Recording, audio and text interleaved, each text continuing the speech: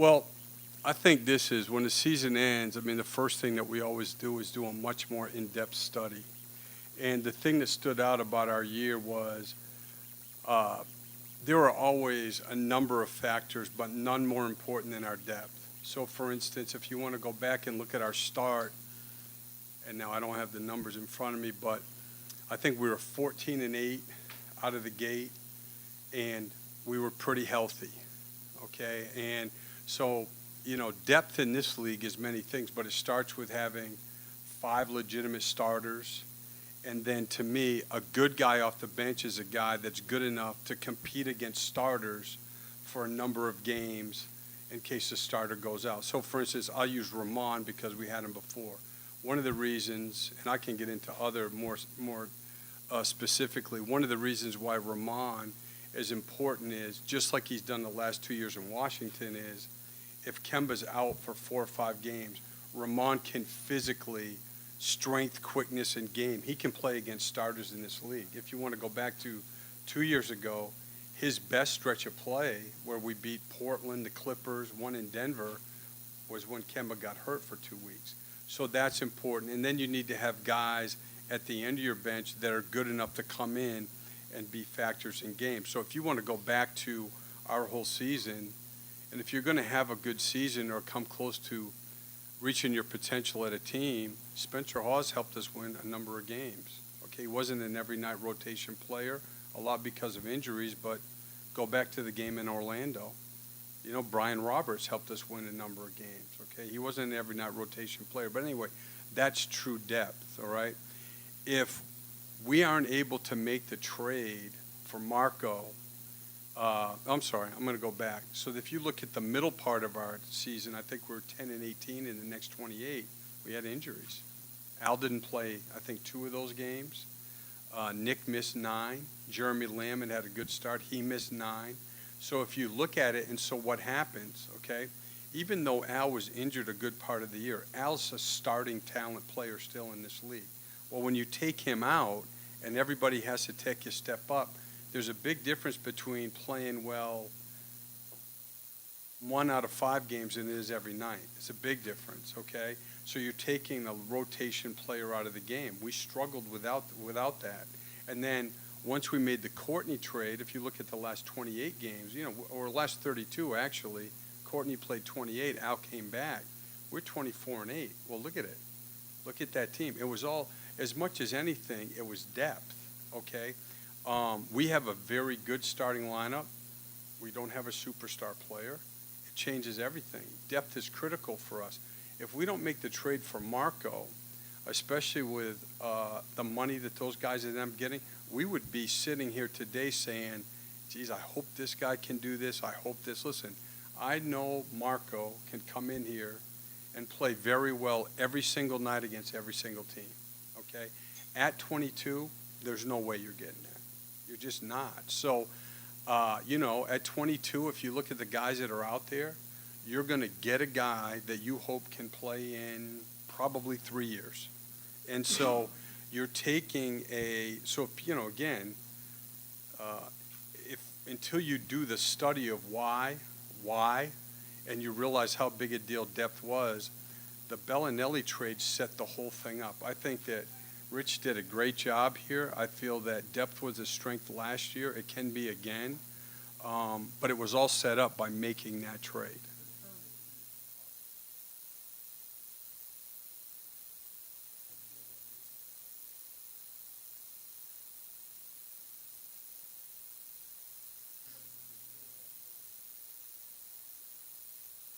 Right.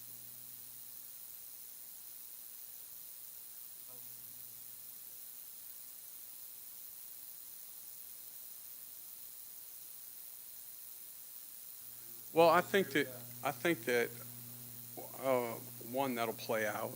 I think that's fine. I mean, I don't live in that world, as you know. I mean, I can't. I don't. To be honest, listen. When you coach, I think I've said this before. Uh, you can't live in a world where you're looking for affirmation or other people to say, "Well done." It's just not part of how you exist. Okay, my job or our job as a staff is to maximize our team. All I know is I'm excited about the guys that we added. And again, if you look at what we lost, so for instance, Jeremy Lin. Okay, so what did we lose? All right. Well, the biggest thing we lost is the balls in the paint. Okay, which is, by the way, we were ninth in offense, but we were like 27th in points in the paint. Okay, and so we needed ways to get the ball into the paint. We're also losing now's post-up game, which again, in the two best stretches of play, he played very efficiently. Okay, so again, that's points in the paint. Well, in adding Ramon, who I believe, this could be wrong, but I think in the last 7 or 8 years, I think Ramon's like top 10 or 12 in free throw attempts per 36 minutes in our league. I watched him a lot. He hasn't lost anything. The last time we were here, he was playing with a defensive-minded, relatively unskilled group. He still lived at the free throw line. And now we're 4 out, 1 in, and there's going to be a lot more room, and I think he'll help offset that. Roy, to me, is not just I think that his game has to start defensively. He was a 2-time All-Star, okay, and I think to get back to that, it's going to start with his defense, but watching him, he also can score the ball. I mean, he's had years in this league where he's averaged, I think, as much as 12 or 13 a game, playing on really good teams that were in Eastern Conference Finals. And again, he can shoot the ball, but I mean, we got to get him back so that he's at the basket using his size.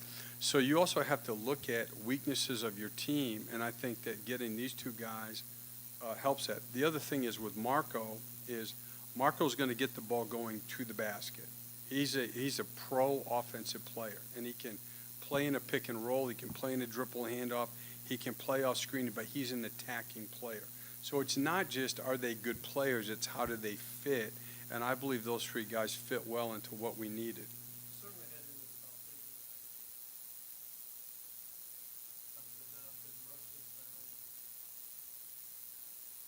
I feel like we did well.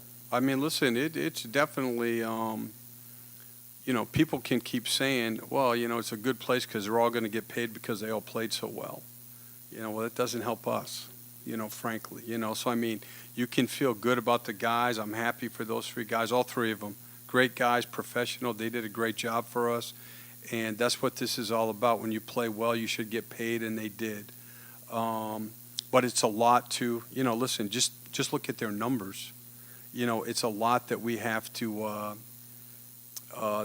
make up for. And I think also now that we have a better idea of our roster, every offseason is for two things. It's the external development, which I feel like we did a good job with. And now, and our guys are up here every day, it's the internal part. Because I'd like to make the point again, and again, it gets back to study.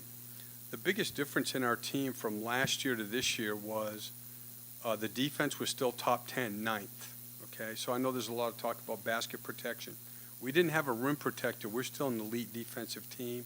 I think with Roy and then development of other guys, we can be even better. Okay, but our defense was no worse last year than it was the year before. It was the same, okay?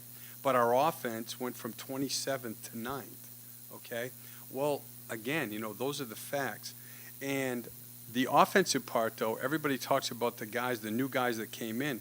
The number one reason we were better offensively was our three-point shooting, which went from 30th to 8th. And the two biggest factors in that were Marvin and Kemba. And that's because they spent their whole summers upstairs in this gym. And the other guys helped because we had different spacing as ball movement. But the reality is this. Those two guys combined for almost 40% of our made threes. So, again, last summer we did a good job with our roster. But the assistant coaches and the players, did a great job of being here in Charlotte, committing to our group, and getting up in the gym and doing the work that made a difference. Kemba went from 33 to 38. Marvin had his best year shooting the three. And we need a couple guys next year. We need to be sitting here saying we had a really good year because this guy did this or this guy did that. It all goes together. We have our roster pretty much done now. And now it's all about getting specific plans for each individual guy and then the individual approach or commitment they have to come back in October and be ready to go.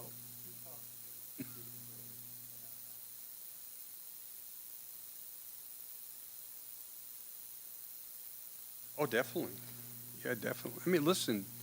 I mean, you can go up and down the NBA. I mean, uh, of the guys. Now there were a number this year. The two positions where there are a lot of depth, quality depth for free agency, where there weren't a lot of wings and there weren't a lot of foremen.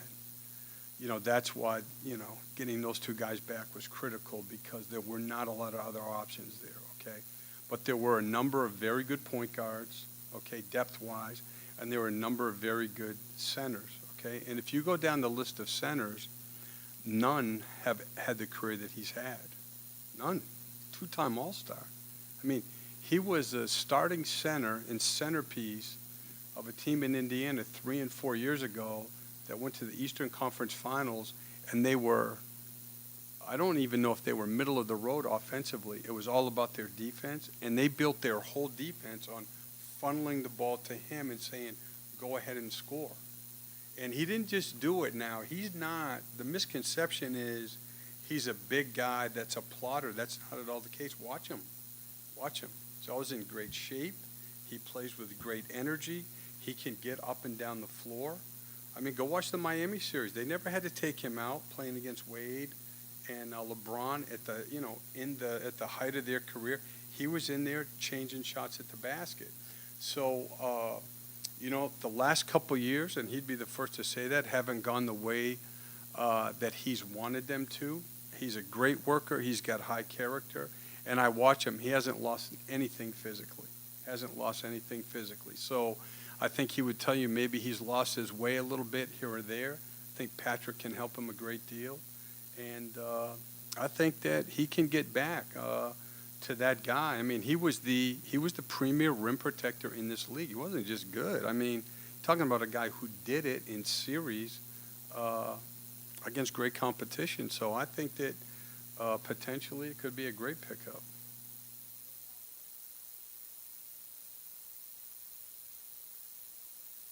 I think every player is a good question, but I think every player has a way they have to play. And they have to play to their strengths, and then they have to, in the summer, pick up one or two things to make their weaknesses less of a weakness. Cody has a way to play effectively also. They're totally different players. Listen, again, Cody was a starting center this year, and we were an elite defensive team. Cody's been here 3 years. We've been top 10 in defense every year. Cody knows how to play defense well, too. He's a different type of player. He's terrific with team defense. He's terrific with pick and roll defense.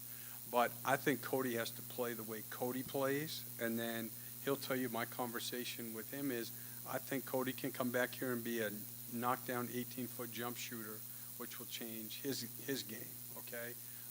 But I think every player, you got to know what you're good at, and that's what you got to do every night. And Roy's good at certain things that because of physicalness and size and everything that Cody can probably be only pretty good at.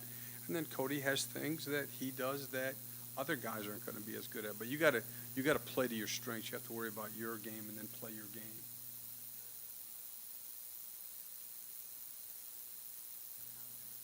You know what, to be honest, think about it. A week ago, we're getting on the plane to go to Orlando, and we don't even know if we're going to have Nick and Marvin back or, anybody. So this has been, bad. I told Stan Van Gundy I felt like I was back at BU calling recruits and everything else. I just didn't get up in the morning and write the letters, But, it was,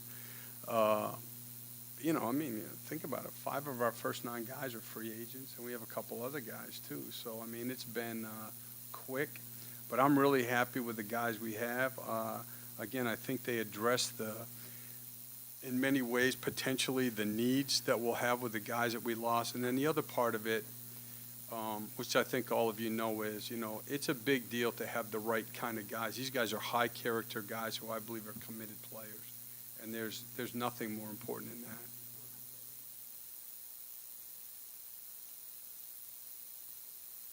Yeah. No, and he was great. He was,